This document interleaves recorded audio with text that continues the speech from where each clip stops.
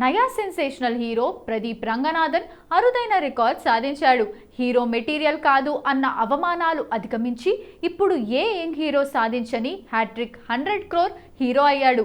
Recently ప్రేక్షకుల ముందుకు వచ్చిన డ్యూడ్ కూడా 100 కోట్ల క్లబ్లోకి చేరిపోయింది. దీపావళికి రిలీజ్ అయిన ఈ సినిమా వారం రోజులు గడవక ముందే ఈ రికార్డ్ సాధించింది. ఈ ఏడాదిలో ప్రదీప్ ఖాతాలో ఇది సెకండ్ 100 crore ఫిల్మ్. ఎలాంటి అంచనాలు లేకుండా ఫిబ్రవరిలో వచ్చిన డ్రాగన్ 150 కోట్లను కొల్లగొట్టింది. ఫస్ట్ ఫిల్మ్ లవ్ టుడే 100 కోట్లను వసూలు చేసింది. దీంతో ఫస్ట్ 3 మూవీస్లో వరుసగా 100 crore చొప్పున వసూలు సాధించిన వన్ అండ్ ఓన్లీ హీరోగా హిస్టరీ క్రియేట్ చేశాడు ఈ జూనియర్ ధనుష్.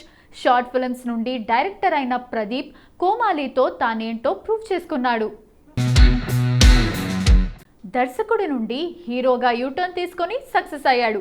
స్క్రిప్ట్ సెలెక్షన్ అంటే ఇది అని తమిళ స్టార్ హీరోలకు లెసన్స్ నేర్పుతున్నాడు. ప్రెజెంట్ కాలీవుడ్లో ప్రదీప్ పేరు మార్మోగిపోతుంది. ఇటు తెలుగులోనూ యూత్లో క్రేజ్ సంపాదించాడు జూనియర్ ధనుష్.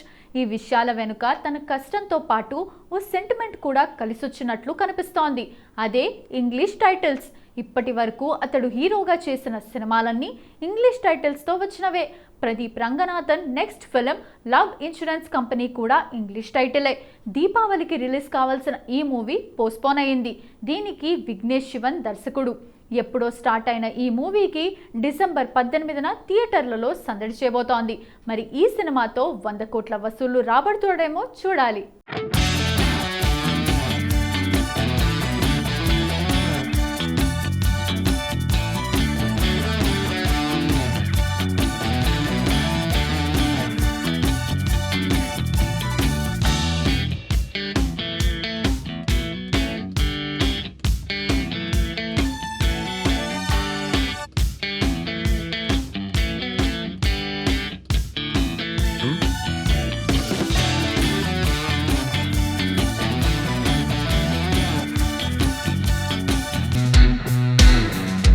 సాధారణంగా నవంబర్ నెలను సినీ పరిశ్రమలో కాస్త డల్ సీజన్గా భావిస్తారు.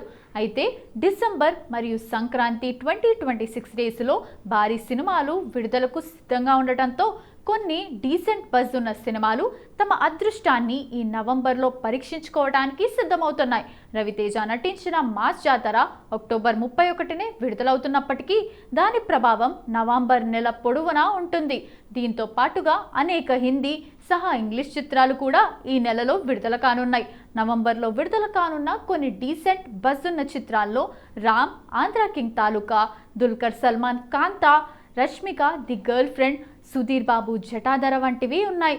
ఈ నెలకు సంబంధించిన సినిమా రిలీజ్ల అప్డేట్స్ గురించి ఇప్పుడు చూద్దాం. November 7 Rashmika Mandanna the girlfriend, Sudheer Babu, Sonakshi Sinha Jatadhara, Emraan Hashmi, Yami Gautam Haq, predator, badlands, Thiruveer pre wedding show. ఇక November 14 Dulquer Salmaan, Bhagyashri Borse, Kaantha, Chandini Chowdary, Tarun Bhaskar, Santhana Prapthirasthu, Ajay Devgn, R Madhavan, Rakul Preet Singh, De De Pyaar De 2. November 21న 120 బహదూర్, ఫర్హాన్ అఖ్తర్, అమితాబ్ బచ్చన్, రాశి ఖన్నా, వికెట్ 2 ఇంగ్లీష్ చిత్రం. నవంబర్ 28న ఆంధ్ర కింగ్ తాలూకా, రామ్, భాగ్యశ్రీ బోర్సే, తేరే ఇష్క్ మే, ధనుష్, కృతి సనన్, జుటోపియా 2 ఇంగ్లీష్ చిత్రం. ఈసారి నవంబర్ నెలాఖరు వరకు సినీ అభిమానులకు వినోదానికి లోటు ఉండదని అర్థమవుతోంది. ముఖ్యంగా వివిధ భాషలకు చెందిన ప్రముఖ నటీనటుల సినిమాలు ఈ నెలలో పోటీ పడుతుండటంతో బాక్సాఫీస్ వద్ద మంచి సందడి నెలకొనే అవకాశం ఉంది. దర్శకుడు లోకేష్ కనకరాజ్ చివరిగా రజనీకాంత్ హీరోగా కూలీ అనే సినిమా చేశాడు. అతని గత సినిమాలతో పోలిస్తే ఆ సినిమా ప్రేక్షకులను అంతగా ఆకట్టుకోలేదు. చెప్పుకోదగ్గ కలెక్షన్స్ వచ్చాయి, కానీ లోకేష్ కెరీర్లోనే అది వీకెస్ట్ వర్క్ అనే ముద్రపడింది. ఈ సినిమా తర్వాత కమల్ హాసన్, రజనీకాంత్ కలిసి చేస్తున్న సినిమా కూడా లోకేష్ కనకరాజ్ డైరెక్ట్ చేస్తాడని అందరూ భావించారు. అయితే అది నిజం కాదని తర్వాత తెలిసింది.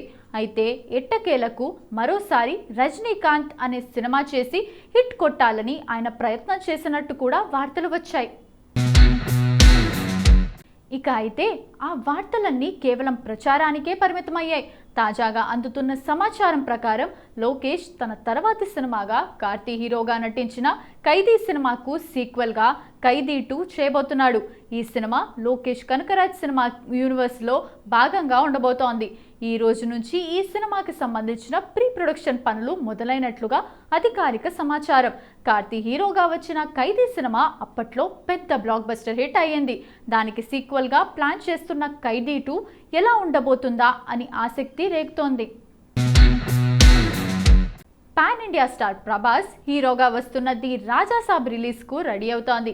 దాంతోపాటు ఫౌజీ సినిమా షూటింగ్లో ఫుల్ బిజీగా ఉంటున్నాడు ప్రభాస్. ఆ వెంటనే స్పిరిట్ రెడీగా ఉంది. వీటి తర్వాత 2 సీక్వెల్స్ ఉన్నాయి. కల్కి 2, సలార్ 2 సినిమాలు ఉన్నాయి. అయితే ఇవన్నీ కాకుండా మరో సీక్వెల్ చేయడానికి మన డార్లింగ్ రెడీ అవుతున్నాడట. అదేదో కాదు, ది రాజాసాబ్ 2. ప్రస్తుతం రాజాసాబ్ సినిమా షూటింగ్ దాదాపు కంప్లీట్ అయింది. జనవరి 9న రిలీజ్ చేయబోతున్నారు. ఈ సినిమాకు సీక్వెల్ కూడా ఉంటుందని గతంలోనే నిర్మాత టీజీ విశ్వప్రసాద్ క్లారిటీ ఇచ్చారు. కానీ అప్పటికి ఇంకా డైరెక్టర్, హీరో నుంచి ఎలాంటి రెస్పాన్స్ లేదు. కానీ రీసెంట్గానే మారుతి ది రాజాసాబ్ 2 స్టోరీ లైన్ను ప్రభాస్కు చెప్పగా వెంటనే ఓకే చేశాడట. ఈ కథ కూడా బాగానే ఉంది, చేసేద్దాం డార్లింగ్ అన్నాడట ప్రభాస్. కాకపోతే ప్రభాస్ చేతిలో ఇప్పుడు 4 భారీ ప్రాజెక్టులు ఉన్నాయి. అవన్నీ అయిపోయిన తర్వాతనే ది రాజాసాబ్ 2 ఉంటుంది. ప్రస్తుతం ఫౌజీ షూటింగ్ స్పీడ్గా జరుగుతోంది. డిసెంబర్లో స్పిరిట్ షూటింగ్ స్టార్ట్ కాబోతోంది. ఈ 2 అయిపోయాక కల్కి 2, సలార్ 2 ఉండనున్నాయి. అవన్నీ అయిపోవడానికి ఎంత లేదన్నా ఇంకో 2 నుంచి 3 ఏళ్ళు పడుతుంది. వీటన్నిటి తర్వాతనే ది రాజాసాబ్ 2 ఉండనుంది. అంటే ఇంకో 3 ఏళ్ల దాకా ఆగాల్సిందే.